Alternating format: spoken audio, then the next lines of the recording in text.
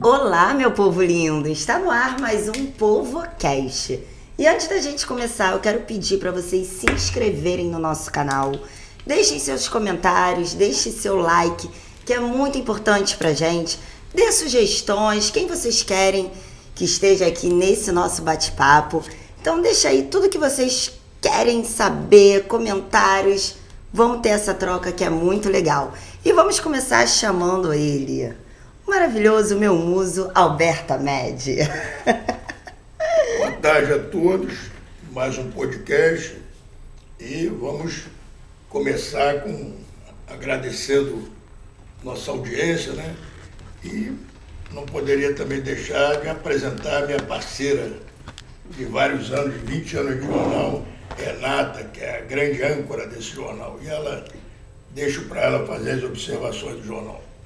Olá, gente, boa tarde. Estamos aqui novamente, né? Mais Isso aí, uma Renatinha. semana, né? De muitas que virão por De aí. muitas. E hoje vai ser muito bom o papo, né? Nossos dois convidados aqui, né? Vai sim, temos dois convidados incríveis.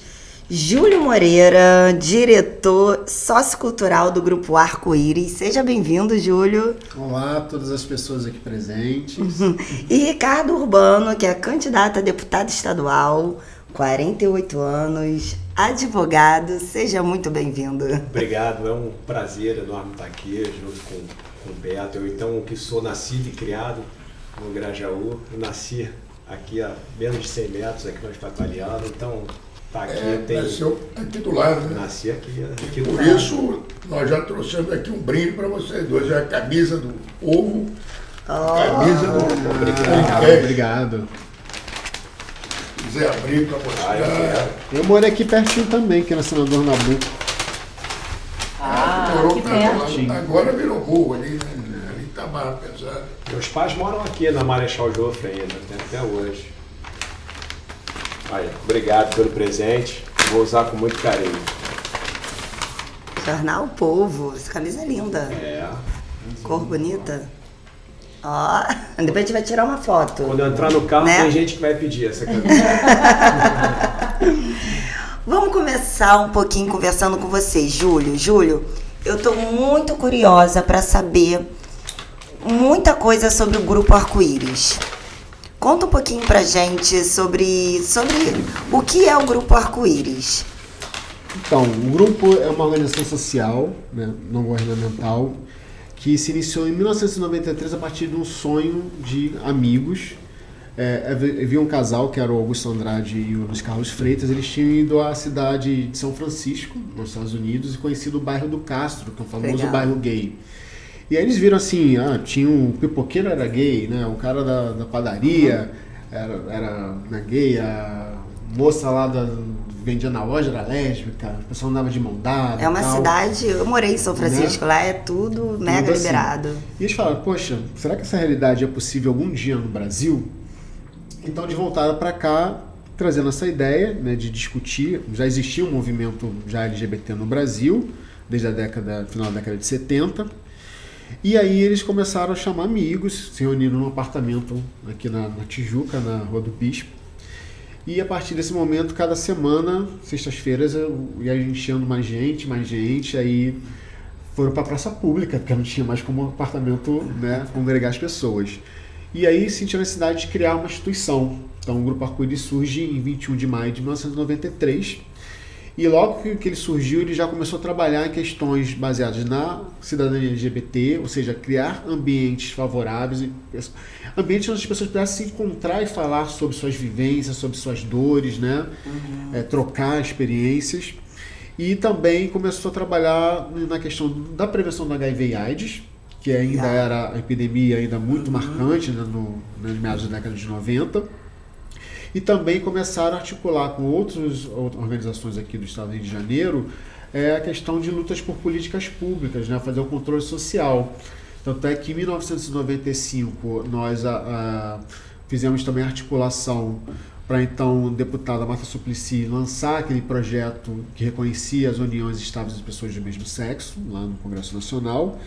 Também realizamos a primeira conferência internacional aqui no Rio de Janeiro, foi a 17ª Conferência de Gays e Lésbicas, que aconteceu em Copacabana, e ao final da conferência surgiu a Parada LGBT, né, de Copacabana, que hoje está fazendo 27 edições, né? Agora Conhecida mundialmente, é muito legal. Dia 25 de setembro vai ser a nossa parada aí em Copacabana. E a gente começou a trabalhar com esse viés social, né? Um viés político, articulação política, e foi construindo todo um baseamento para que hoje a gente tivesse um mínimo de política pública, tanto nacional como estadual. O Grupo Arco-Íris contribuiu muito para a realização do programa Brasil Sem Homofobia, que foi lançado no primeiro governo Lula, e também o programa estadual Rio Sem LGBTfobia, que foi lançado no primeiro governo do Sérgio Cabral, que evoluiu, né? Hoje nós temos centros de cidadania do estado do Rio de Janeiro, que faz o atendimento a vítimas de violência LGBT e fóbicas, com uma equipe multidisciplinar de advogados, psicólogas, ciências sociais, né, e uma equipe de apoio. E nesse último governo do Cláudio Castro a gente teve um aumento significativo também desse equipamento, a gente precisa reconhecer isso. E ao mesmo tempo o Arco-Íris também continuou dando esse suporte. Tanto hoje tem a estrutura governamental, mas o Arco-Íris não deixou de fazer também esse serviço. Então hoje a nossa sede fica ali na Rua da Carioca 45, é um prédio cedido pelo governo do estado, tem 4 andares, e a gente tem lá esse centro de acolhimento também, com advogado, psicólogo, assistente social. Muito legal. Estamos fechando agora, vamos voltar, porque nós já tínhamos, mas como houve a mudança, nós não conseguimos realizar, que é a testagem de HIV e AIDS, hepatite C e B, e com o aconselhamento, é uma parceria que a gente tem com a Fiocruz. Legal. E fora todo o espaço de convivência, a gente tem hoje a parceria também com a Secretaria de Assistência Social do município, né, com a Laura Carneiro, que é justamente para a gente acolher as pessoas que estão em situação de rua, que vivem nos abrigos, né, da prefeitura, porque precisa ter um centro-dia, a pessoa vai lá só para dormir, né, e de dia ela fica na rua sem ter o que fazer. Então lá na Arco-Íris ela tem um acolhimento, ela pode passar o dia lá, fazer uma atividade educacional. Muito legal. A gente faz também tem incentivo, né? Incentivo. A gente faz um trabalho também de caminhamento para empregabilidade e também curso de empreendedorismo, né? Tem também um grupo de empreendedores LGBTs que estão se formando agora. Então quantas tem mutação. pessoas o Arco-Íris atende no geral? Você tem uma ideia assim? Olha, hoje? Diariamente são pelo menos umas 50 pessoas que passam lá pela sede. Às vezes tem uma variedade, mas como nós também somos um centro cultural, porque a ideia do espaço é ser um centro cultural carioca. Então a gente tem atividades, por exemplo, com lançamento de livros. Todo tipo de atividade cultural ou de informação. Recentemente fizemos uma atividade para falar sobre a Monkeypox, em parceria com a Fiocruz, que congregou umas 300 pessoas lá na sede, falando sobre os sintomas, prevenção, cuidados, etc. E vai atender mais gente, inclusive, né, Júlio? Depois que acabar a reforma lá. Sim, vai atender mais gente, andar, né? porque a gente está agora fazendo a reforma e nós temos um curso também chamado Escola de Divines, que é de moda sustentável. Ele é baseado no projeto Ecomoda, que foi lançado na Secretaria de Ambiente na gestão do Carlos Bink. E a gente pegou essa experiência, né, que era a Almir França que conduzia, a Almir França foi presidente do grupo e continua lá na instituição, e fez um projeto focado mais para pessoas trans, somente porque são essas pessoas que têm mais dificuldade de acessar o mercado de trabalho. Então lá elas aprendem desde o desenho do croquis, da roupa, até a finalização, trabalhando com o quê? Com reuso.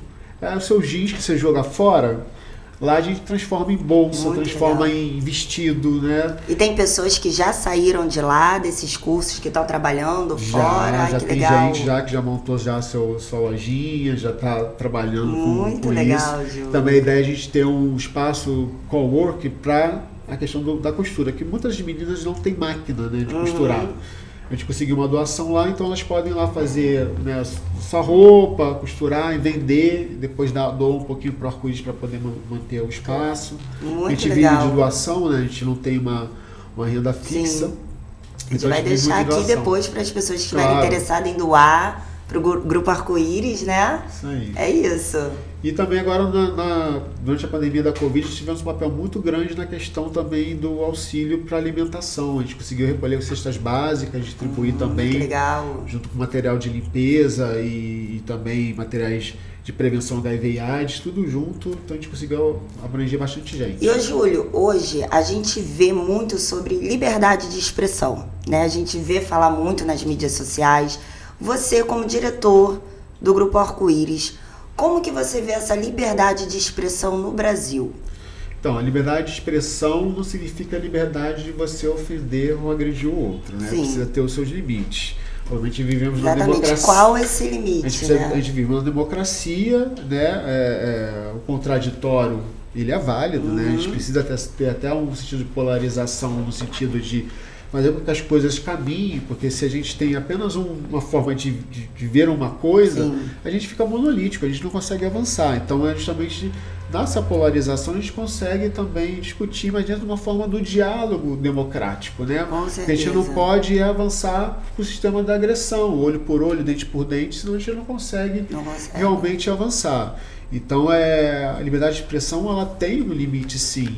Né? Você pode falar alguma coisa, mas dentro da lei existem consequências. O Ricardo, aqui que é advogado, pode até falar melhor do que eu em relação a isso. Então, existe hoje entendimentos, né, jurídicos sobre esse limite. Sim. Então, por exemplo, você pode não concordar com a homossexualidade, por exemplo. Porém, você tem que por respeitar. questões religiosas, questões morais e tal. Mas do ponto de vista que você está numa sociedade, você convive com outros, você tem que saber o espaço de respeito. O limite, né? E O se, limite. o limite. Sim. E se você é funcionário público, mais ainda, você está ali para atender a qualquer cidadão, né? Sim, O gestor, né? Um governador, um prefeito, que seja, ele tem que atender a população como um todo, nas suas especificidades, inclusive. Com certeza. Então, esse que é o limite da liberdade de expressão. Com certeza, legal. Ricardo, deixa eu te fazer uma pergunta. Eu vi um vídeo que você gravou no seu Instagram, como pré-candidato a deputado estadual. E você fala nesse vídeo que você está se candidatando porque você quer ver mudanças. Que mudanças seriam essas? Olha, na realidade não são mudanças assim extraordinárias. Né? Sim. Simplesmente todos sabem quais são as mudanças e é realmente você estar fazendo elas, a atitude. Eu acho que o principal é a atitude. Eu tenho 3 bandeiras que eu estou levantando na minha campanha, que é o que eu estou seguindo. Uma é o esporte. Eu fui subsecretário de esporte muito do legal. município do Rio. Sou atleta, até hoje mas hoje sou master, Vai atleta né? de quê? De futevôlei. Futevôlei, que legal. Hoje sou master, jogo brasileiro. Muito legal. Carioca, master, sou sub-50. Uau! Mas continuo jogando, né? É isso. Minha filha joga no futebol no Flamengo, no sub-17 do Flamengo. Que legal. Meus outros filhos também fazem esporte. Minha outra bandeira é a qualificação do trabalho, que foi que eu fui subsecretário de Trabalho e Renda do Estado do Rio. Legal. Então, hoje nós temos emprego, nós não temos a qualificação. É o que acontece hoje no Estado do Rio. Pois E é. minha outra bandeira é o LGBT e Mais. né, que depois o Júlio vai falar sobre isso, que é interessantíssimo. Muito. E isso se deu até por causa da minha filha, né? Foi um pedido pessoal da minha filha. Quando eu falei, venho deputado estadual. Aí minha filha olhou para mim e falou, tá bom, e o que você vai fazer para defender a gente? E é uma batalha, né, vamos dizer assim, contra o preconceito que eu sofro isso há muito tempo. Sim. Né, por causa dela, né, de chamar ela de sapatão, né, e a gente vai levando flechada junto. Obviamente, quando ela era menor, eu saía na porrada com quem falava isso, né, que ela sempre jogou futebol, e muito bem, e melhor do que a maioria dos garotos que ela jogava. Então isso incomodava aquele pai, né, que tomava uma caneta, né, da minha filha. Isso incomodava muito, né? Então ela pediu para estar fazendo essa defesa, né, e de pronto eu atendi ela, levantei essa bandeira, foi até onde eu conheci o Cláudio, né, que é o presidente do Grupo Arco-Íris, que é fantástico, e conheci o Júlio também. Muito legal. E fizemos uma feira, a gente tem a gente não, né? Eu apoio muito um projeto de Eu Amo a Diversidade, que é um projeto do nosso amigo Nath, né? Junto com todo o apoio do Cláudio, né? E do Grupo Arco-Íris. Colocamos, foi no mês passado que a gente fez? Foi mês retrasado. Mês retrasado. Já estamos em setembro, né? Setembro, julho, né? Foram 11 mil pessoas que passaram pela nossa feira lá na Lapa, num domingo. Nossa, que à legal. tarde. Então foi Quantas foi mil pessoas? 11 mil pessoas Muito passaram legal. pela Na feira. Rua do Resende. Na E a Rua gente do ainda vê Resende. muitos poucos políticos falando, defendendo essa causa, né? É um outro, assim, também não é muito defensor, é uma coisa que joga ali no ar e tal. Porque tem medo de perder voto. Sim, E eu acho que hoje a política Isso é um chegou num absurdo. ponto que você tem que se posicionar sim, sobre com certos certeza. assuntos. Com certeza. Ainda mais um assunto desse. Desse, que uma época dessa já era pra ter acabado, não era mais pra existir. Sim, Os sim. preconceitos, essas coisas que a Não gente era. vê, né, diariamente. E porque o pai já sabe, o pai e a mãe já sabem quando nasce. Sim. Eu sempre soube. Né? Até contei aqui um pouquinho, a gente conversando um pouquinho antes. A minha filha, quando tinha 5 anos de idade, ela entrou de rosa, da cabeça aos pés, e de balé, tinha acabado de sair da aula de balé, e falou: pai, preciso falar uma coisa muito importante com você. Eu falei: tá bom, filha, fala. Eu odeio o balé, eu quero fazer futebol. Eu falei: pode tirar essa roupa toda aí e amanhã você vai estar no futebol. Quando eu olhei, a menina estava de calcinha atrás do carro. No outro dia eu botei futebol e hoje ela é uma das craques do Flamengo Olha. do Sub-17. Demais. Então a gente sabe Sim. quando é.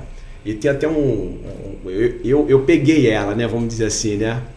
E ela tinha bebido vodka e eu chamei ela e falei: olha, não quero mais ser bêbada, você é atleta. Pô, cara, o que é isso que você tá fazendo? Você me promete que não vai beber mais? Prometo. Aí eu fui pegar ela numa festa e acabei chegando antes lá. Até então ela não tinha me contado ainda. Eu já sabia, mas ela não tinha me contado ainda que ela era gay. Gay? Posso falar gay dela ou lésbica? Assim, como é que... Conforme Ela gosta de ela gosta de gay. ser chamada. Ela gosta Então, de... se ela gosta de chamar. Então, aí cheguei na festa, ela tava com uma menina e com um copo de vodka na mão. Aí eu peguei e falei: vambora. Aí ela entrou meio que no carro, meio que chorando, falou: pô, pai,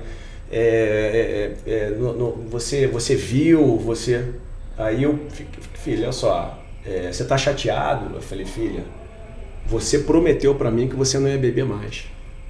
E você bebeu. Mas você viu? Filha, eu sei desde que você é pequena que você gosta de menina. O problema não era você estar com a menina, o problema era a bebida. Sim. Sim. Né? Aí ela começou a chorar. Nossa, mas ela foi muito abençoada de ter um pai como você, né?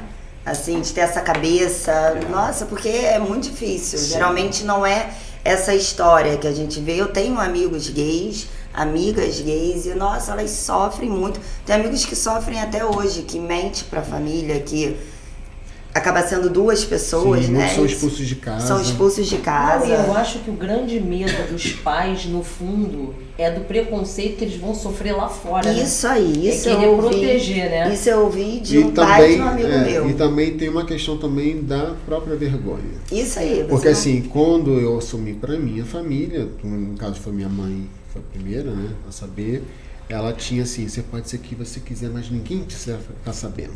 Porque na verdade ela não queria que os outros soubessem Soubesse, por é ela. problema. Por ela. Só que eu, muito abusado, o que aconteceu? Eu saí no Fantástico. Ou seja, o Brasil todo Ficou soube. sabendo, né? E aí, aniversário de família, todo mundo lá, os parentados, que ela achava que ia fofocar, que ia ficar falando coisa, todo mundo dando os parabéns. Isso aí, meu filho, isso mesmo. Seja o que você quiser, seja feliz, blá blá blá blá blá blá, blá, e aí caiu por terra. Ai, gente, não é porque realmente... E outra coisa também, às vezes as pessoas ficam assim, né? A família, você vê muito isso em família, né? E chegou o filho da fulana lá, o que é, o a que é. Existe aquele preconceito dentro da família e muitas vezes os que fingem que apoiam, mas pelas costas também, ó. Isso Mete aí. o malho, né? Isso aí, com certeza. Mas isso daí já tá mais do que na hora de acabar. Eu acho que no Brasil, eu acho que ainda é um processo, né? Eu acho que lá fora, eu morei lá fora, então eu vejo uma outra mente que as pessoas têm, né? Eu acho que aqui no Brasil ainda precisa de disso, de políticos, das pessoas que têm essa autonomia, que tá à frente de muitas questões, de falar sobre isso, né? De estar aqui falando, não seja só aqui no podcast, no Fantástico, seja, né, nos programas e falar mesmo e não ter vergonha, porque, né, Alberto? Fala um pouquinho. O que você acha, Alberto? Eu discordo um pouco de você, que você está falando que isso acontece de agora. Não acontece de agora. O movimento, quer dizer, o movimento existe agora. Sim. Mas a história do gay é desde lá de trás. Sim, mas então, e é um absurdo a gente ainda ter esse preconceito. Isso é um absurdo nosso, o problema de cada um. A pessoa tem que fazer o que quiser do corpo dela. Com Se a certeza. pessoa quiser ser gay, quiser ser lésbico, o que quiser, não tem Não problema. importa, né? Cada um é de cada um. Eu tenho na minha família vários gays, e daí?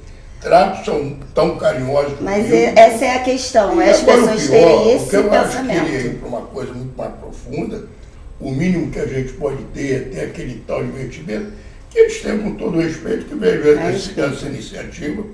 Queria deixar aqui o apoio do meu jornal Automovimento, estou dentro do movimento naquilo que precisar, uma página, uma coluna, o que quiser, do jornal para esse Poxa, movimento. uma coluna gay uma coluna seria gay, muito para legal. que vocês, eu sinto vocês muito abandonados nessa guerra, entendeu?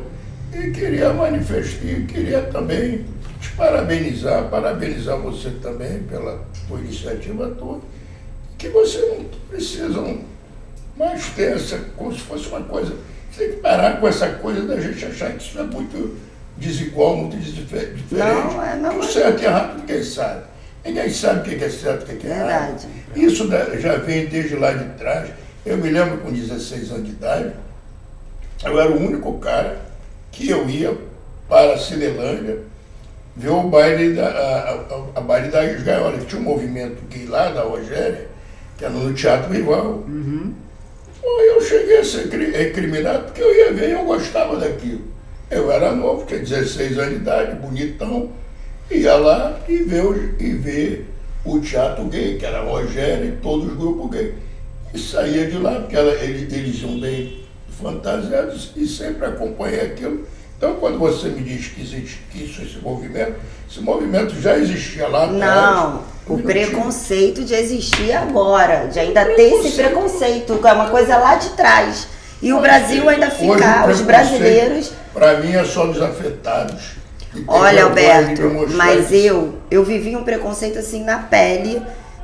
Eu fui fazer um show, tá ali o Rick, que eu não deixa mentir, no evento LGBTQIA+, que era assim que tava, e é enorme, eu faço vários eventos desses que eu toco. E aí um amigo meu, que é anão, o Renanzinho, maravilhoso, o anão tá em tudo comigo, em todos os shows, levou 2 amigas dele. Ah, Jéssica, eu não gosto muito de levar quem eu não conheço, ainda mais quando é eventos específicos que a gente não sabe a reação das pessoas. Levei, não, tá tudo bem, entrou no carro, foi todo mundo. No dia seguinte, eu recebo uma mensagem do dono do evento, que me contratou já várias vezes, falando: Jéssica, você é incrível, maravilhosa. Porém, aconteceu uma coisa muito chata. 2 meninas que estavam na sua equipe com você, enquanto você estava tocando, elas estavam rindo de 2 meninas que estavam se beijando, apontando, fazendo comentários. Isso foi uma coisa que todo mundo viu. Não foi legal. Nossa, Júlio, aquilo parece que... Eu respirei e falei assim: nossa, eu não tô acreditando nisso. Mas aí o que elas foram fazer em um evento gay? Isso, exatamente isso. Rir, debochar, apontar, debochar. Eu, como não sabia, eu não as conhecia. Sim. Só que tava comigo, claro. Tava junto com a minha equipe, então a culpa é de quem? É você que levou. Fui eu que levei. Até eu provar que não são minhas amigas, que eu não conheço, Não, que nem é da sua equipe de que trabalho. nem é da minha equipe, tá comigo. Então ali foi onde eu decretei, eu falei: eu não quero mais ninguém que eu não conheço, porque graças a Deus o dono do evento era meu amigo e ele sabia, me conhece, porque eu tô em todos os eventos gays. Então assim, mas ali foi bom pra eu ver que eu não iria. Então assim, você vê as meninas super legais. Nossa, eu fiz 2 shows antes, elas curtiram, já tinha conversado com elas, eu nem tava vendo o que elas estavam fazendo por trás de mim. Então assim, o preconceito tá às vezes numa brincadeira. De repente, para elas já estavam ali bebendo, para elas aquilo não era um preconceito, mas para quem está recebendo aquele apontamento, né, aquela risada, aquilo dói muito. Se doeu em mim, que recebi um esporro, imagina para quem viu, para quem estava sendo ali zoado por elas. Então, isso foi muito chato. Então você vê que acontece em tudo. Elas, quando eu conversei com o Renan, falei, olha, Renan, aconteceu isso, elas nem lembravam. Tipo assim, falei, mas eu brinquei. Então quer dizer, para elas aquilo é uma brincadeira, mas até que ponto é uma brincadeira? Você não pode brincar com quem você não conhece. Eu brinco com o Alberto, eu posso brincar com ele até a liberdade que ele me dá. A partir do momento que eu não tenho intimidade com ele, eu não vou brincar com ele, né? Então, são as coisas complicado. Que a gente vive, né, na sociedade, que são as discriminações estruturais, né? O racismo estrutural que a gente reproduz diariamente.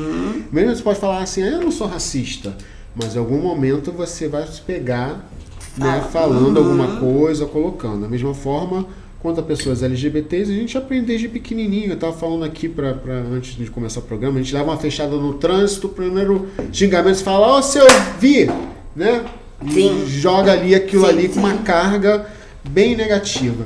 Então a gente precisa o quê? É educação, é informação. Você falou lá de fora, eu também estive agora no Canadá, em Montreal, e eu ficava assim, as pessoas andando tranquilamente na rua, e é uma cidade muito diversa que tem gente do mundo todo, tem chinês, tem coreano, tem, né, indiano, o pessoal anda, todo mundo ali, assim, dentro da respeitabilidade. Obviamente existe os espaços que eu considero gueto, né? Você tem um village, que é uma rua que é só coisas gays e tal, né? Você tem outros espaços que são de latinos, etc. Mas assim, as pessoas têm essa responsabilidade, e eu acho que isso é muito possível aqui a partir do momento que a gente começa a trabalhar essas informações, e a educação ela é fundamental. É como o Ricardo trouxe aqui uma pauta muito importante. A educação ela é o cerne para tudo, para o acesso aos direitos, ao acesso ao trabalho, né? Ao acesso ao esporte. Toda a ponta pra gente é a educação. E muitas vezes a gente também confunde as coisas, porque a gente, por falta de informação, a gente coloca tudo numa panela só. As questões que nós temos hoje são, existe a questão sexual, que vem da nascença de nós, quanto seres humanos, né? Animais, né? Nós temos nossas questões sexuais, que em algum momento da vida a gente vai se perceber ou gostando de uma pessoa do sexo oposto, ou do mesmo sexo, ou de ambos os sexos. Só que a gente precisou botar isso em caixinhas por questões culturais e políticas, né? Quando o Urbano chega para mim e fala assim, posso chamar minha filha de gay ou de lésbica? As mulheres no movimento lésbico vão contestar isso, vão falar, não, é lésbica. Porque existe essa força dessa palavra dentro do contexto político, cultural e social. Sim. Mas a sua filha tem liberdade de falar, não, eu sou gay, como lá fora as mulheres. Na realidade, eu quero até fazer aqui até uma correção aqui, senão depois ela vai ver isso, vai me matar. Ela até depois que aconteceu isso, ela chegou no outro dia, ela saiu para almoçar com a Cíntia, com a minha namorada, e aí almoçar, porque ela estava meio, né, do outro dia, né, o pai soube, né, vamos dizer assim. E ela falou assim, olha só, isso de eu gostar de menina é uma coisa da cabeça de vocês, porque eu gosto da pessoa. Então, gosta assim, de pessoas. De pessoa. E ela deixou isso muito claro. Assim, olha, eu gosto, isso aqui é da cabeça de vocês, como, por exemplo, você é mais velho, isso é do não tempo de vocês. Você não está me entendendo, né? E aí depois ela falou isso comigo, pai, olha só, eu gosto de menino, eu já beijei menino e menina, e eu gosto da pessoa. Então só quero fazer essa correção, senão depois ela vai falar assim, olha... eu gosto de pessoas. Eu gosto de pessoas. E aí que tá, então a gente cria as caixinhas, então a gente poderia considerar o bissexual ou o pansexual. O pansexual é a pessoa que se relaciona com pessoas de ambos os gêneros e sexos biológicos. Então, inclusive pessoas trans, tá? Então abrange tudo isso. Não é aquela coisa do ser gay. É um guarda-chuva bem grande. Não é aquela coisa do ser gay, não, que falava que eu trans até com árvore. Eu ia perguntar isso. Não. Porque a gente, assim, que viu o Serguei cantar, falou assim que ele comia as árvores. Não. Então, calma aí, explica aí, Júlio, pelo O amor de Deus. pansexual é a pessoa que se relaciona com qualquer indivíduo, independente do seu gênero, identidade de gênero ou orientação sexual. Então pode ser um homem cis, ou seja, como nasceu, né, biologicamente, e heterossexual, ou um homem gay, ou uma pessoa trans, tanto faz. A pessoa se encanta pelo indivíduo, pela pessoa em si. Então isso é o pansexual.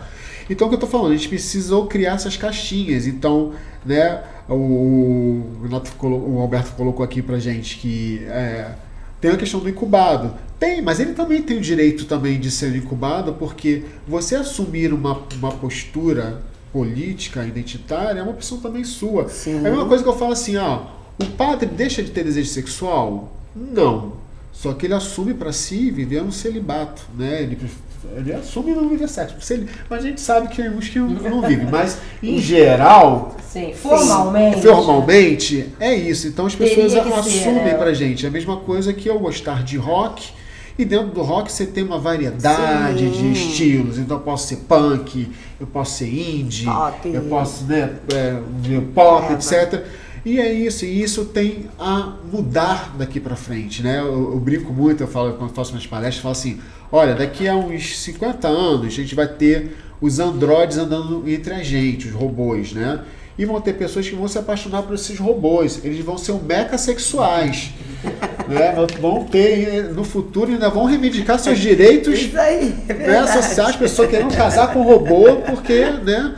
E é isso, nós vamos evoluir porque a sociedade, o ser humano é isso, né? Que a Vão gente surgindo coisas novas, coisas novas a todo momento, todo E a gente tem que momento. estar aberto a isso. E se adaptar, não tem Isso, jeito. com certeza. E é o que me perguntam, mas você se incomoda? Nada te incomoda? Se a gente vai perguntar, quando me perguntam isso, olha, se eu tivesse que escolher entre minha filha ser bi ou não, olha, hoje, antigamente eu até achava que sim, né? Não, eu preferia que não. Hoje já não.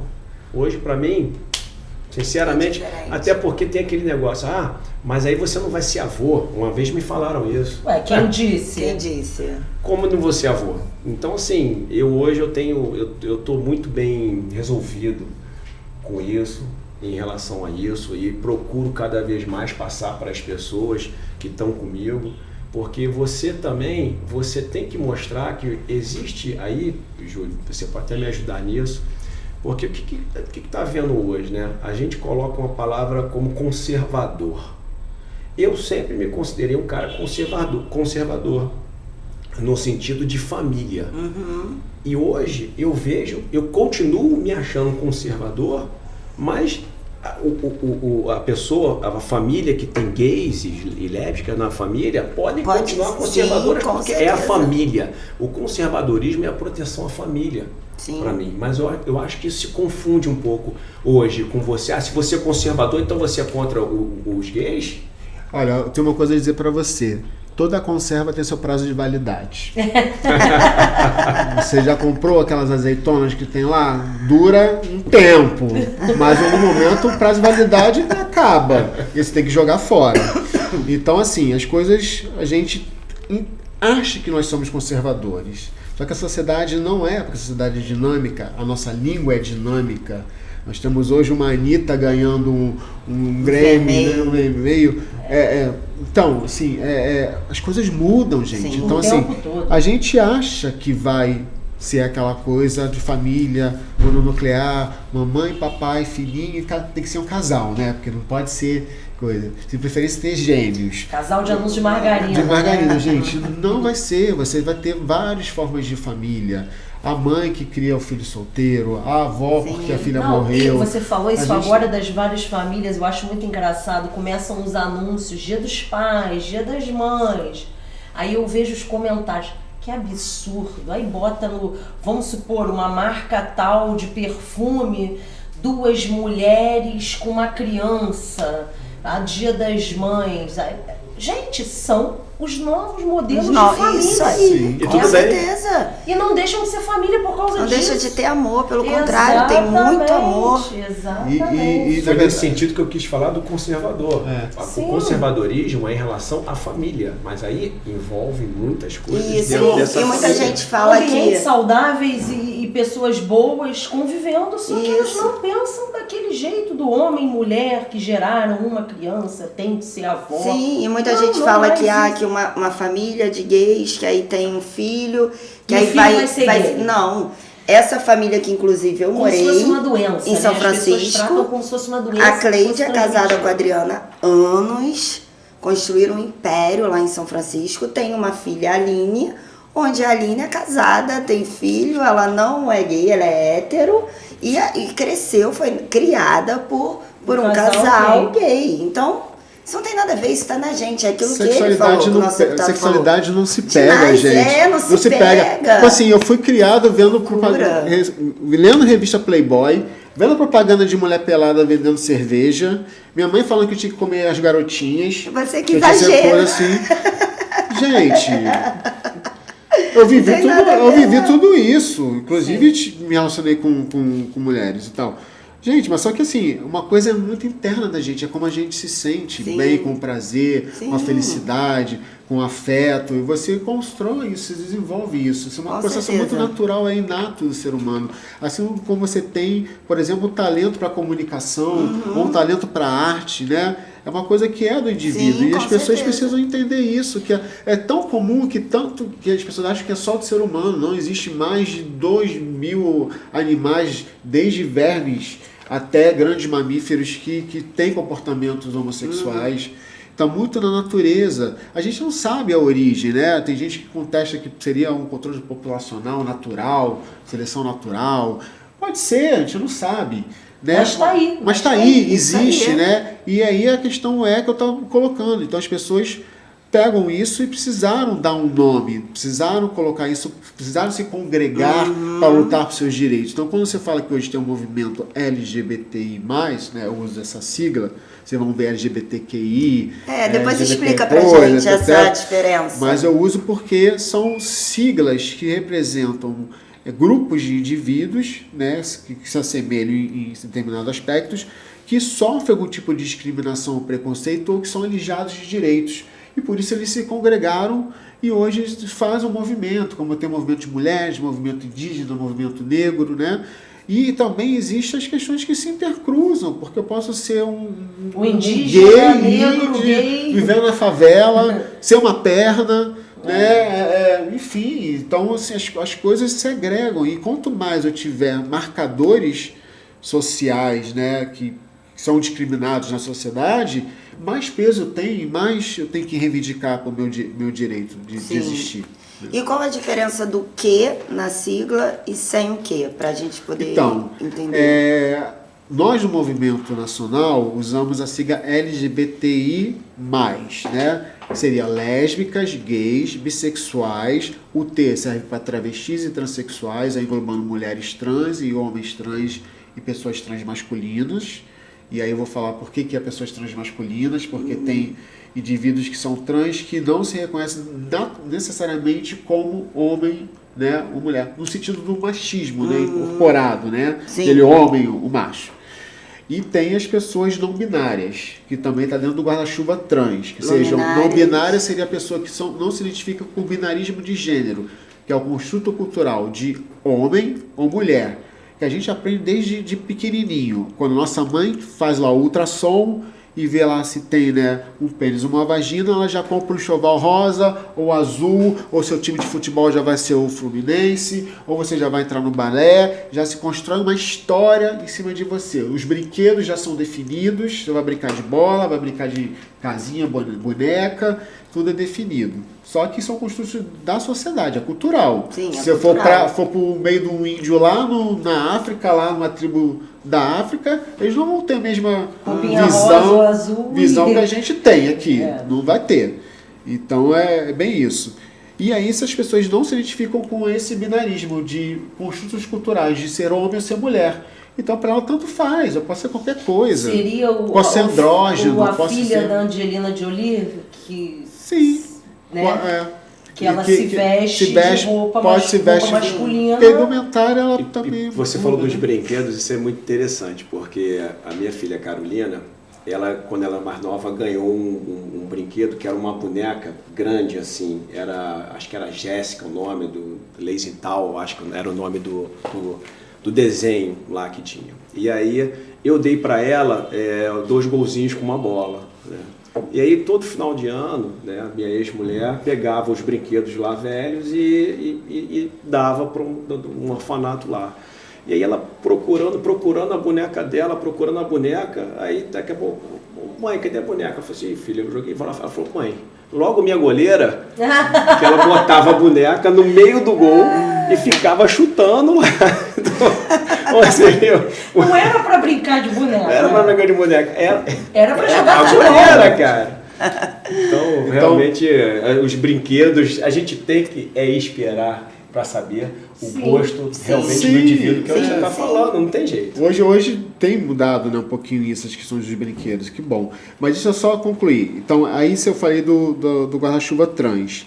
E aí você tem o bissexual, que eu já falei, e tem o intersexo. A pessoa intersexo são pessoas que nascem com caracteres biológicos de ambos os sexos, ou seja, nasce com um pênis, com uma vagina junto, ou caracteres secundários, por exemplo, é uma pessoa que tem um pênis, mas tem seios, ou tem uma voz mais grossa. Como aquela personagem da novela Buba. Isso, que ela tinha pênis e vagina. Antigamente Vai se entregando, hein? Antigamente a gente chamava de hermafrodita, só que hoje hermafrodita é apenas para animais, tá? Que não e quando a pessoa nasce, assim, com os 2 órgãos genitais, então, a grande questão hoje que é a reivindicação de pessoas intersexos é pelo direito da decisão do seu corpo. Porque geralmente é o médico ou a família que decide qual vai ser o gênero daquela criança. E quando ela chega na adolescência, ela se percebe, gente, eu não sou isso, me mutilaram. Entendeu? Tiraram mesmo que fosse um micropênis, para a pessoa aquilo significaria alguma coisa. Mas, Júlio, isso não tem, às vezes, essa parte fisiológica, não tem um prazo, por exemplo. Olha só, você tem que definir, não existe isso. Você pode... Geralmente hoje, quando a criança nasce, já tem uma réguazinha que mede lá, se for um micropênis menor do que isso, a pessoa... Tem que tirar. O médico considera como se fosse sexo feminino, faz a operação para sexo feminino. Só que acontece que essa pessoa chega na puberdade, né? Pode ser que não quer, mas às vezes o médico ele intervém mesmo sem a família. Mas de repente pode dar algum problema também, né? Sim, hormonal, algum problema hormonal. Sim, mas aí precisa ter um acompanhamento dessa criança na vida dela para ela se desenvolver. Mas a questão ela chega na puberdade e ela começa e ela não se reconhece, existem conflitos. Eu tenho um companheiro que é o Amiel, que ele passou por esse processo, ele foi mutilado quando criança.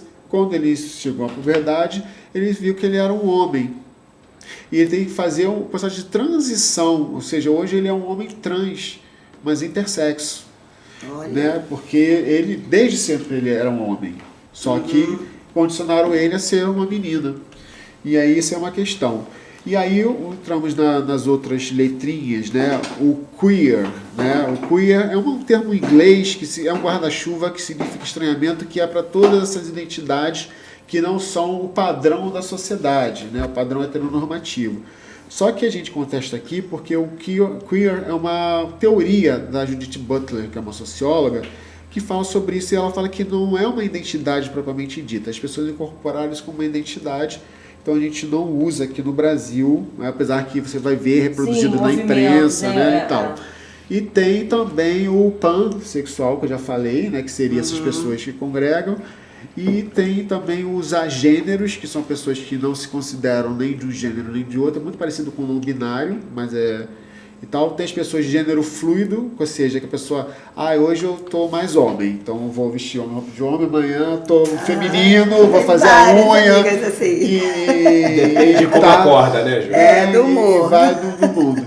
E tem os assexuais, que são pessoas que só se relacionam romanticamente com as pessoas, mas existem vários graus, isso aí também não vou entrar nesse mérito. Sim. Mas pessoas, é bem complexo. Pessoas que se ela não quer ter o sexo com a pessoa, e geralmente ela não quer, ou só quer ter o sexo a partir do momento que ela conhece a pessoa, tem todo o processo romântico e tal. E aí elas também como se fosse um amor platônico. entraram dentro da sopinha de letrinhas. O simpatizante, Júlio, foi exterminado? Não, o simpatizante é o aliado hoje, o ally. No inglês você tem lá o ally. E eu estava agora no Canadá, muito legal isso, para você ver como as culturas são diferentes. Lá eles têm o Two Spirits, que é os dois espíritos, que são os indígenas, que são justamente essa coisa do ambíguo, de ter os dois gêneros. Ele pode incorporar um homem ou uma mulher, ele é considerado como ser sagrado, né, na cultura indígena, como você tem também na Indonésia, você tem outros conceitos. Então a sigla vai aumentando, enquanto a gente usa o mais. Né?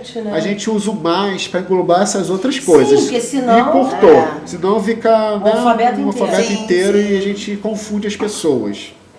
Né? Mas é muito legal.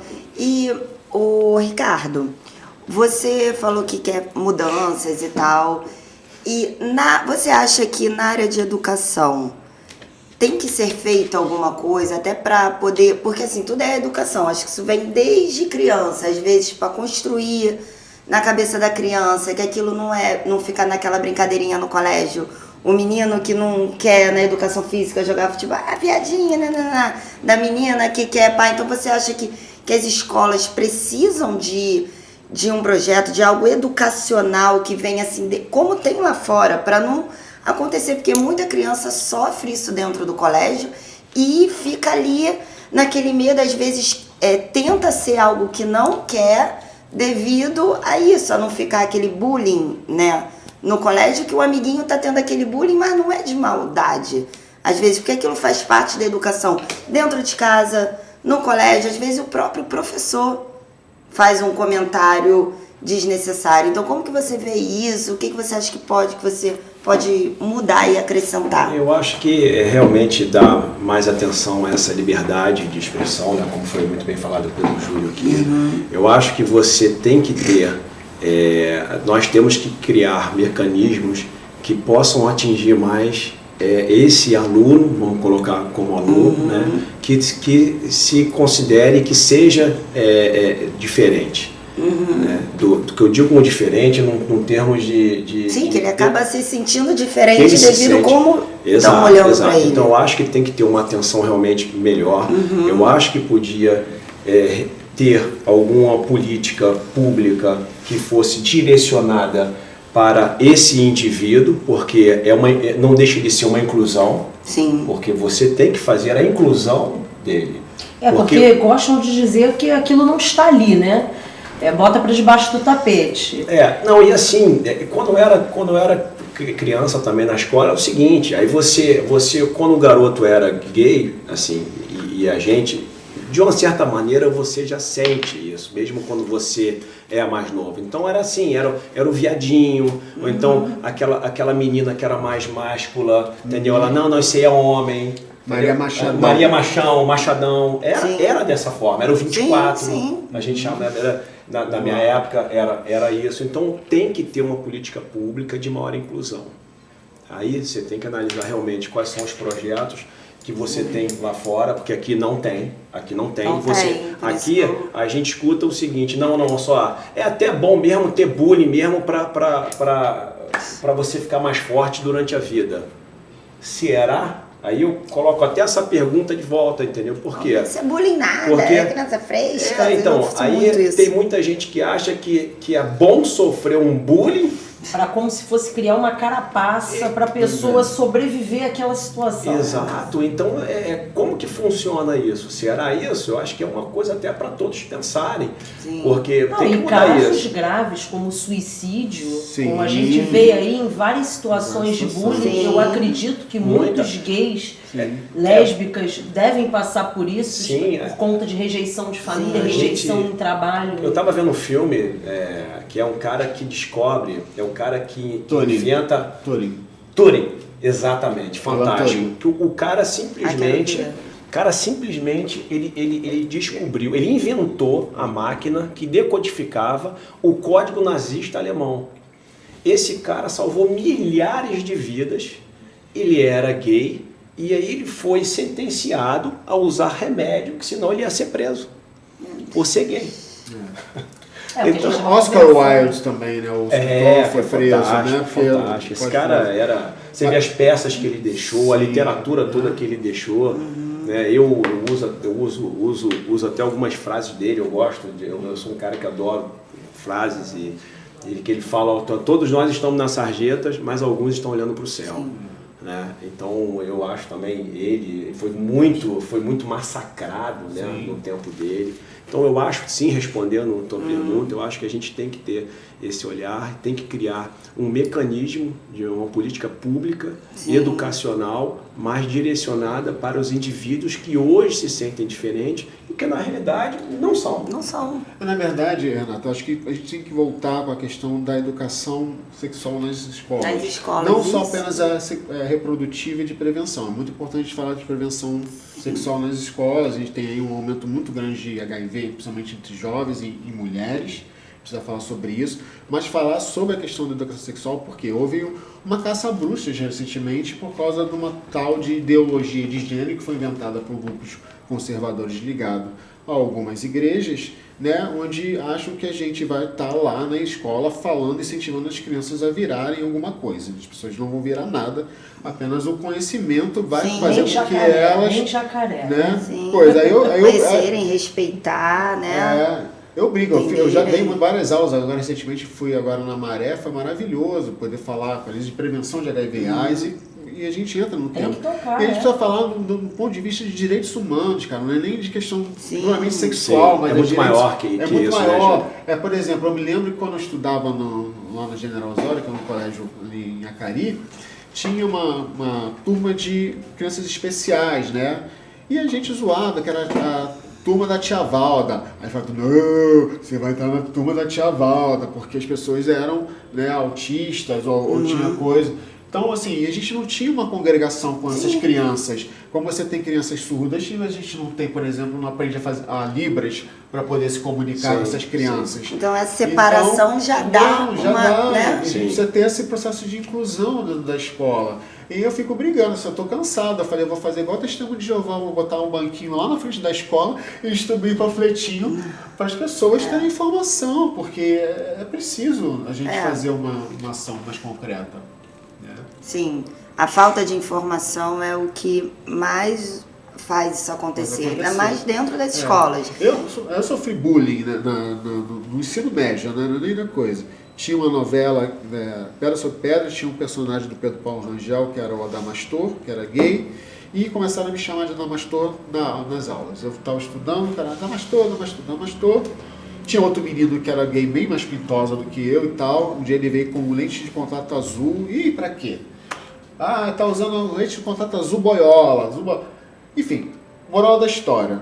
O garoto saiu da escola por causa do bullying. Eu já era mais revoltado. O garoto veio, falei poucas e boas. Vou te pegar na hora do recreio. Então vem me pegar. Dei 3 socões na cara do garoto. Ele caiu, quebrou o nariz. E ficou por isso mesmo. Mas não me senti feliz por causa disso. Sim, claro. Tipo assim, pararam de mexer comigo, mas assim...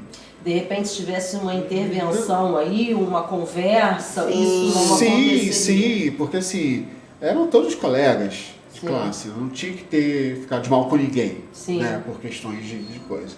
Mas foi uma situação desagradável, mas eu pude me defender, porque eu tinha talvez mais capacidade de me defender. E meu outro colega não. Teve que sair da escola porque ele não tinha como se defender. Nem todos têm essa capacidade de se defender fisicamente também. Sim. Aí a pessoa, né, fica com aquilo guardado e aquilo vai criando um problema, a cabeça. E aí vem o suicídio, que a gente falou, que é o caso. Eu quis dizer até esse filme porque o cara se matou. Ele, né, no final do filme, se não me engano, ele se mata, né? E muitos que não se matam têm a depressão, que é uma das doenças mais graves e que as pessoas não levam tão a sério, porque a gente não vê, a gente só percebe a depressão quando já está lá no estágio. Muitos vou te dizer uma coisa aqui, um depoimento pessoal. Eu tô com 48, com 40 anos, eu não cheguei a ter depressão, mas eu fiquei num estado depressivo porque eu não queria mais ser advogado. E levantei, olhei terno e gravata e não conseguia mais levantar. Então, e vai te causando muitos problemas isso, porque você tem muitas responsabilidades, você tem a sua casa, você tem sua família, ou você tem seu trabalho, e eu meio que fiquei 1 ano sem ir para o escritório.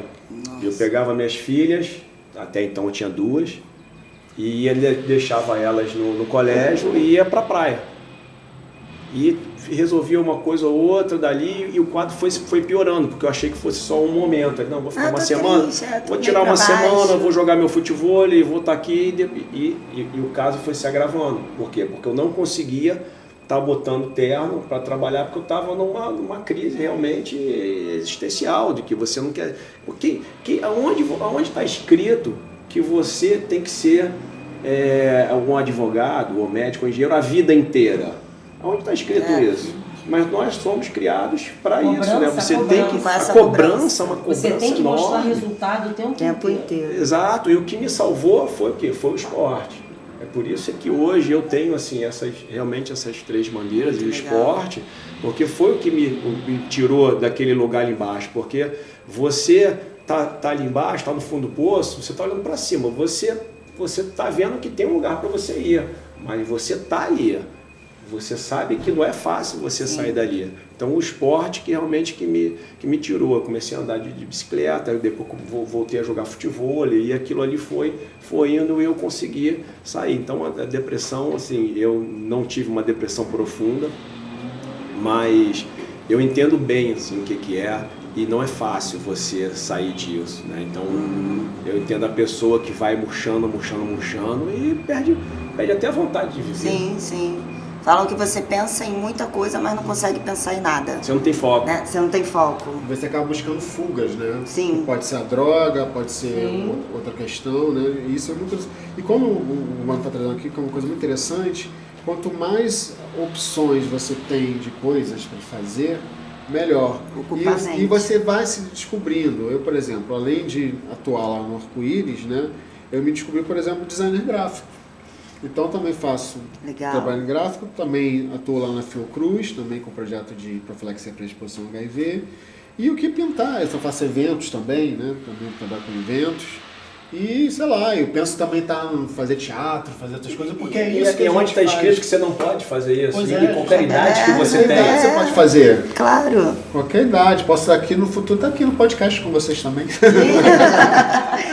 E me conta algumas... Você já sofreu algum preconceito com a sua filha, devido, né, da relação sexual dela? Já teve algum preconceito, você como pai de uma gay? Sim, principalmente no futebol. Né? Aliás, Isso, existe um preconceito eu imaginei isso. muito grande sobre as jogadoras de futebol. Muito. Acham que toda mulher que faz futebol, ela é sapatão. Sim. E não é verdade. Você tem aí, é lógico que tem dentro desse universo, né, tem muito, acho que talvez até a maioria seja, o que não tem problema nenhum. Sim. Mas só que a maioria das pessoas acham que você faz futebol coisa de homem. Essa é que é a verdade. Então, a minha filha, desde que ela era mais nova, ela sempre teve um destaque muito grande. Ela jogava com os meninos, porque não tinha menina para jogar com ela. Então, tinha alguns lances, eu ficava na minha, com o meu bonezinho lá, e ela jogando, ela começou jogando, jogava no Flamengo.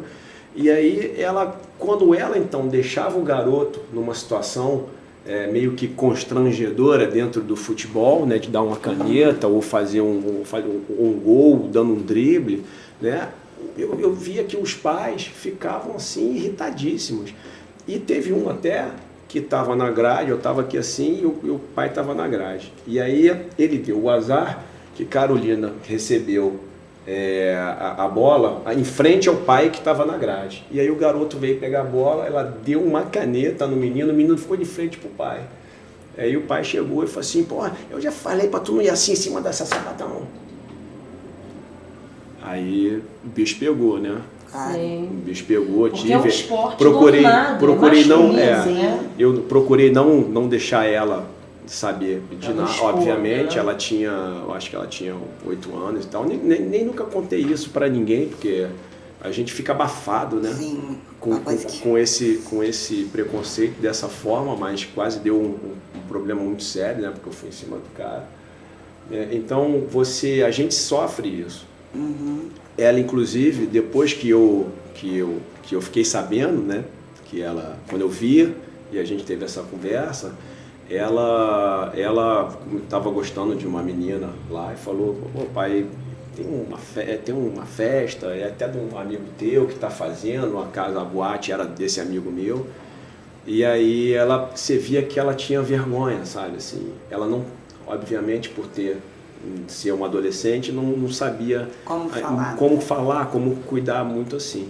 E acabou eu pegando um camarote para ela ficar com a menina, e eu lá com uma festa de não sei quantos, 100 adolescentes, 100 anos, e eu com a minha namorada ali, meio que esperando para ela poder ficar e ela ser feliz. Sim. Porque senão proteger, né?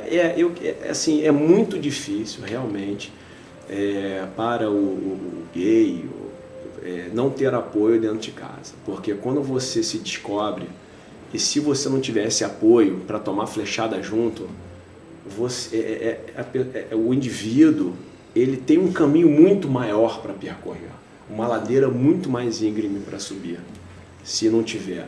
É o que eu falo com vários amigos perguntam: não, mas você não faz nada? Não, eu acho que você tem que ter respeito. Sim. É diferente. Por exemplo, eu tô num restaurante jantando, e se tiver um casal do meu lado, um homem ou uma mulher, um hétero ou uma mulher, um gay, se pegando, beijando, calma aí. É isso aí. Calma aí, só dá para separar. Eu tô aqui, é um ambiente público, eu tô num restaurante, eu tô com meus filhos. Não importa se é não importa. Não importa. É questão de respeito. O que eu ensino para os meus filhos, e não é uma coisa individual para ela, é ter esse respeito, que eu acho que tem que ter com as pessoas. E eu acho que se nós começarmos a construir mais respeito, mais dignidade, inclusive através da política, é por isso que a gente não pode virar as costas para a política. Eu sei que a gente vive uma fase de polarização, eu sei que as pessoas estão cansadas da política, ninguém aguenta mais, mas a verdade é que se você não liga, se você não se importa, você vai ser governado por alguém que liga e alguém que se importa. Não tem jeito. Então, queria fazer até um apelo a todos os ouvintes, que são muitos, que eu sei que são muitos, para que no dia 2 de outubro possam escolher direito o seu candidato, alguém que se identifique com você, pesquisem, vejam se tem algum problema para trás, vejam se tem alguma pendência jurídica, vejam se tem, qual é a proposta dele. Comportamento dele perante as situações do dia a dia. A trajetória dele ali. A atitude dele, o que ele fez. O que ele faz? Como ele se preparou para estar ali? Você vê, dentro da vida aqui, da história de vida aqui do Júlio, que é fantástica, olha onde ele está hoje, viajando o mundo inteiro. Então, qualificação pessoal, qualificação de trabalho, é isso que eu acredito.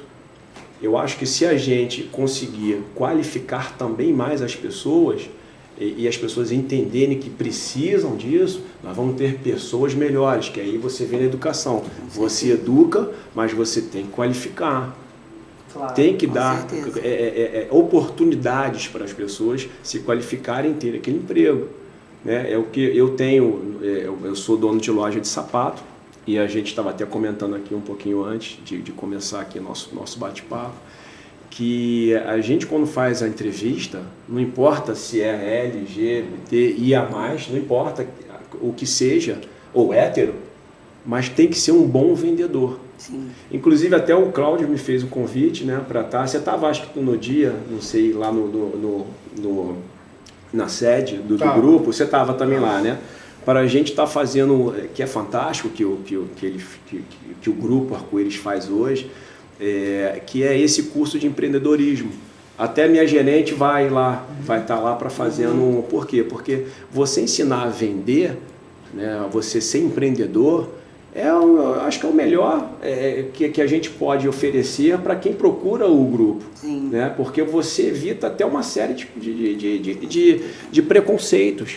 Você ser dono do próprio negócio. Com certeza. E eu acho que através disso a gente pode mudar mais ainda. Porque você deixa de ser um funcionário para você ser o seu gestor. Ainda mais depois da pandemia, quantos empreendedores apareceram, Surgiram. pessoas que nem imaginavam que Sim. seriam empreendedores e por necessidade de sobrevivência foram vender um hambúrguer, um negócio, e Verdade. quando viram, explodiram. Só que a Verdade. gente né? precisa só atentar para uma questão, que eu acho que é muito importante também. O empreendedorismo é um dos vieses, mas tem pessoas que não têm, né, o tino para ser empreendedor Sim. e tal. E aí vamos vivendo uma precarização do trabalho. Sim, Né? sim, A sim. tal da uberização, né? O cara que Sim. está lá vendendo, né, entregando comida com passando Sim, fome, sim. está lá entregando fome.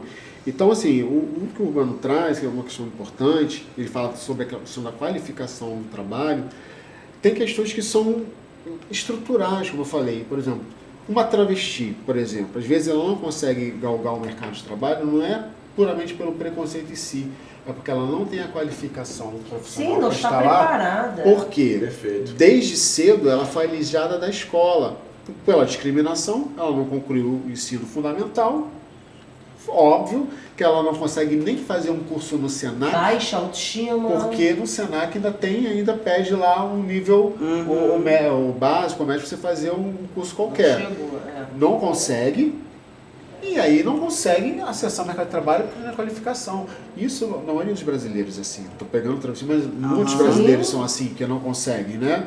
Então a gente precisa investir lá no fundo, né, na educação, para a pessoa conseguir ir subindo, porque nós vivemos uma sociedade que é meritocrática, sim, que vive na ótica do capitalismo, sim, e a gente precisa compreender, não dá pra gente fugir dessa ótica. Eu sou uma pessoa de esquerda, mas não sou essa pessoa que, vamos destruir o capitalismo.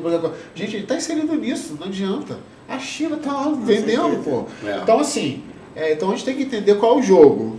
E nesse jogo a gente tem que dar aos que menos têm mais oportunidades, e precisa tentar trabalhar na base.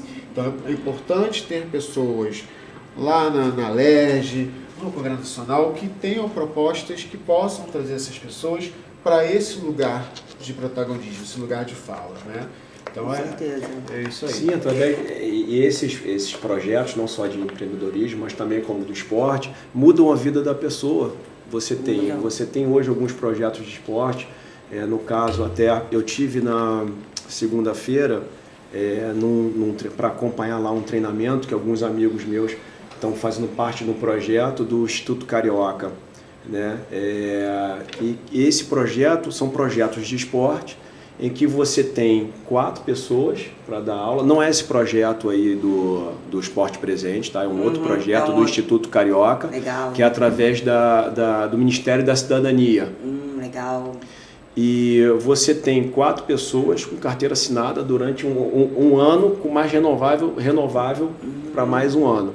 E quando você faz isso, por exemplo, vou dar o exemplo aí da praia, né?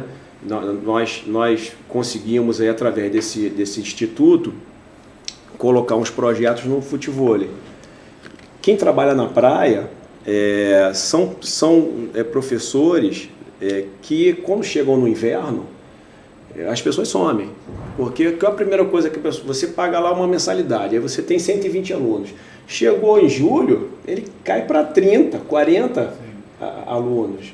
Então, você tem esse projeto, ele muda a vida não só da pessoa, do indivíduo, mas em casa também. Com certeza. Então, é uma das coisas que eu quero muito fazer, já faço, mas potencializar o que eu já faço é trazer mais esporte, projetos de esporte para as crianças, os adolescentes, porque você tira da rua, né? Aí é a educação.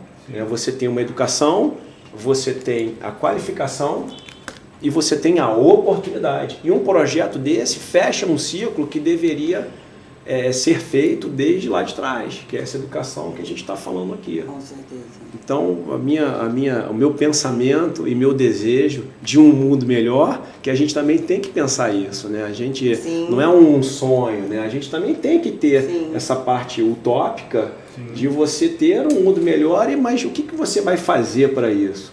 Que eu acho que é o que a gente está conversando aqui. Sim, eu acho que é um papo extraordinário sobre até uma construção de uma melhora para o nosso país, ou para o mundo até, porque realmente o Brasil ainda está atrás. Tá Eu morei em muito. Portugal 3 anos, eu morei em San Diego, em 96, 97, estou me entregando, né, agora, e morei também em Portugal agora recentemente, fiquei 3 anos lá. E você vê uma diferença Brusca. muito grande, muito em todo tipo de comportamento. Até mesmo, uma curiosidade, quando chegam em cima de você. Lá, por exemplo, aqui, quando o gay chega em cima de mim, ele vem meio que gritando. Sabe? Não sei o que, tá, cara. E aí tu fica assim, lá em Portugal, o cara chega e fala assim, pô, posso pagar uma bebida aqui e tal. Aí você fala assim, não, eu não quero. Na mesma hora ele sai, ele vai embora. Aqui não, o cara fica em cima de Mas você. aí eu já acho que é cultural, É né? cultural. O brasileiro é quente. Muito cultural. O europeu é frio. Cultural. É muito. Ele A não- gente tem o quê do carnaval? A gente tem um babado, a gente tem um verdade, babado. verdade. Gente, estamos finalizando aqui o nosso PovoCast. Pena, né? Que já acabou, Pena. né? Antes da gente finalizar, Ricardo Urbano. Por que votar no Ricardo Urbano como candidato a deputado estadual? Porque eu já venho trabalhando já há muito tempo, eu sempre tive no lado executivo da política. Eu tive 4 anos na companhia, na diretoria de gestão da Companhia Docas, eu tenho 20 anos de advocacia, pós-graduação em gestão pública, subsecretário de município do esporte, subsecretário de Estado.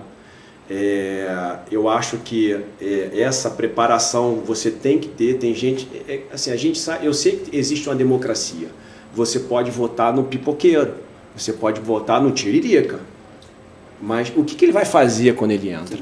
Então, eu acho que votar no Ricardo Urbano tem que ver a qualificação que você está por trás, junto com o trabalho social. Eu faço trabalho social já há muito tempo em algumas comunidades, principalmente em Vargem Grande, no Recreio. Legal, Tem comunidades de 3, 4 anos que eu já faço trabalho ali em comunidade. Não é de agora que eu faço isso. Agora, eu estou até fazendo uma coisa que às vezes me incomoda um pouco, que é você falar sobre esse lado seu, mais humano, social. Porque eu nunca gostei de falar. Parece que você está jogando confete em cima de você mesmo. Então não é fácil a gente se expor também como político, de botar a cara, eu fiz. Cara, isso não é uma coisa... Não me incomoda um pouco às vezes, mas eu não tenho o que fazer. Eu tenho que falar, até para as pessoas poderem me conhecer. Então eu acho que votar no Ricardo Urbano seria você ver um trabalho que está sendo feito já há muito tempo e acreditar realmente nessa mudança. Né, com toda essa história que eu tenho, acreditar no homem e nas atitudes que eu sempre tive durante a minha vida. É isso, adorei. Eu acho que eu já tenho meu candidato a deputado estadual. Só pelas coisas que ele falou, nossa, pela tua história, Obrigado, sério. obrigado. Muito obrigada mesmo.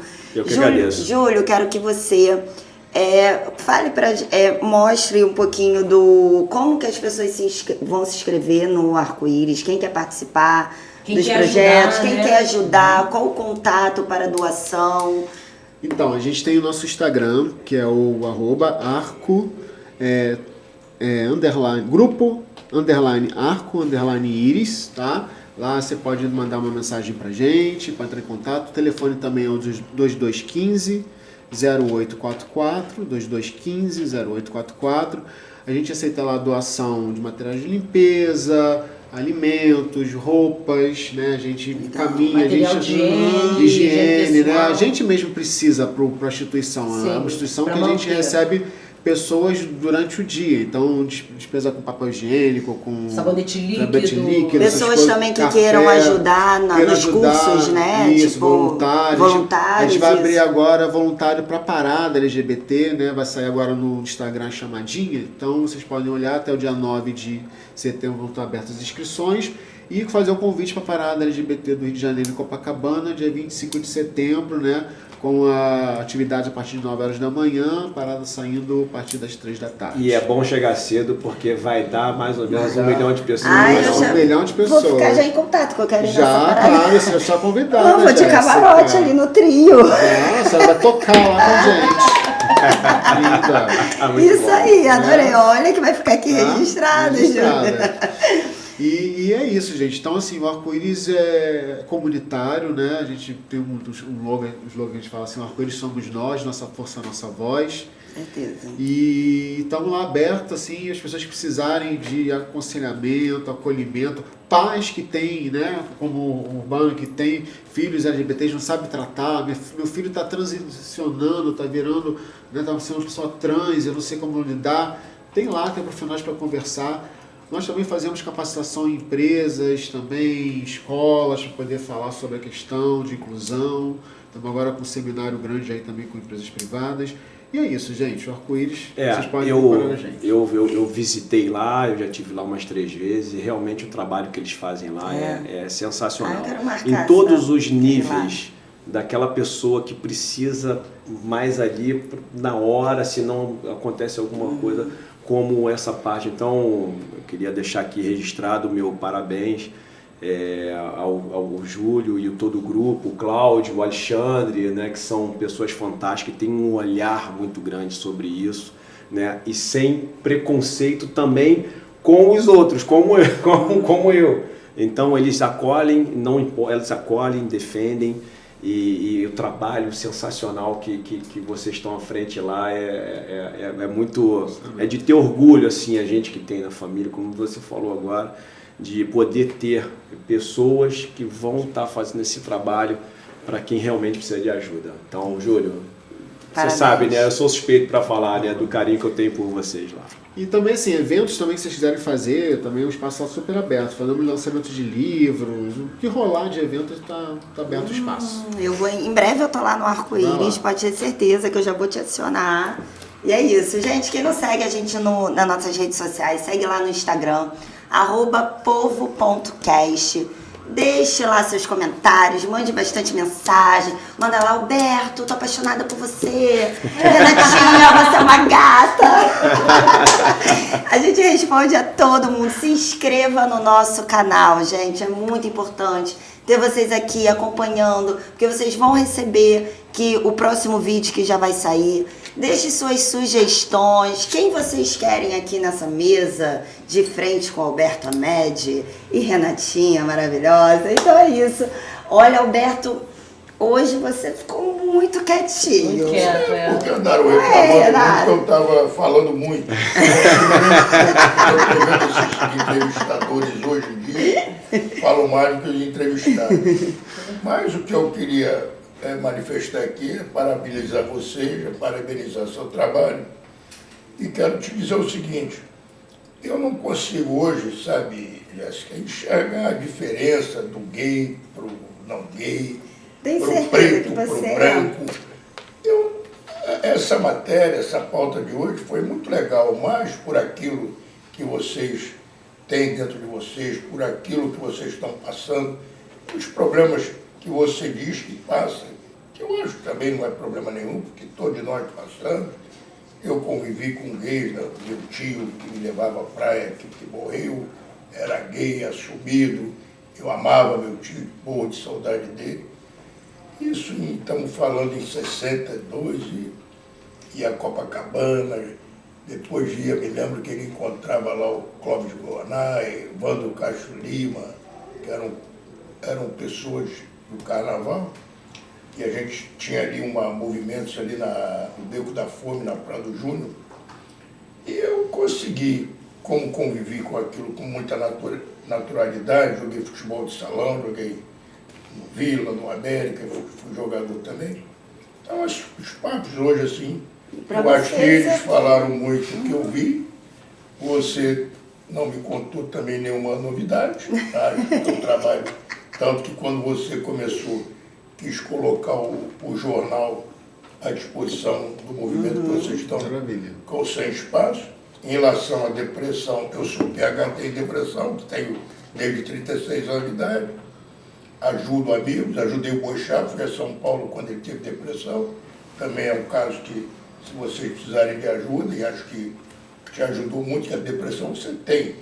Você conseguiu sair um pouco dela por causa do esporte, que o esporte libera serotonina, porque o que é a depressão? É como se fosse uma bolinha de pipoca que não aciona a cabeça da gente. Então, o próprio futebol, isso bota aquela bolinha para funcionar.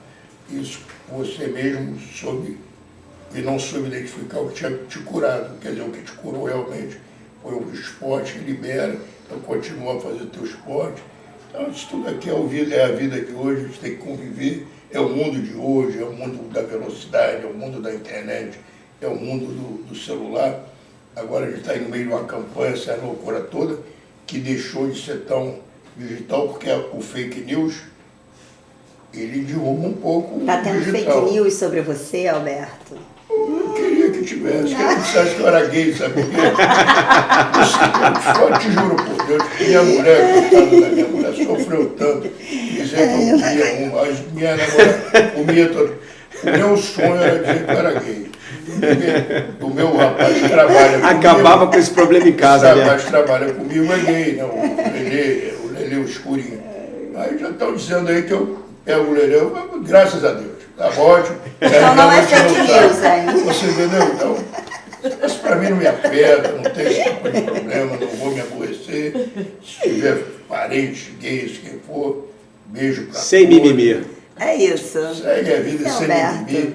E vou lá te visitar e quero, sim, e com todo quero prazer. vocês, eu vou fazer esse movimento da cor que está aí no jornal, o movimento da coluna. O Alberto vai no. Fantástico. Ele e Renatinha vão na Parada Game, Vou- ver vou tocar. normal, vou- eu Fica tô- lá no Vai sim, Trim com a Tem minha gente. bermuda legal, colorida. Isso aí, vamos levar Vou uma de do boa, Jornal mas O Povo. Não, vou de boa. Pra mim aquilo, eu vejo as pessoas. Vamos juntos. Eu muita sei, ele vai adorar. naturalidade. Vamos Tomar uma todos gelada lá, juntos. Beto. Sempre, aí, Ele vai são adorar. pessoas alegres, É, divertidas, muito. É verdade. bate-papo, sem problema, você Com não vê certeza. briga, você Não. não vê confusão. Não vê. O meu filho é dono do faro, ele diz que as festas, quando aluga o faro para o movimento, não tem confusão. Não tem.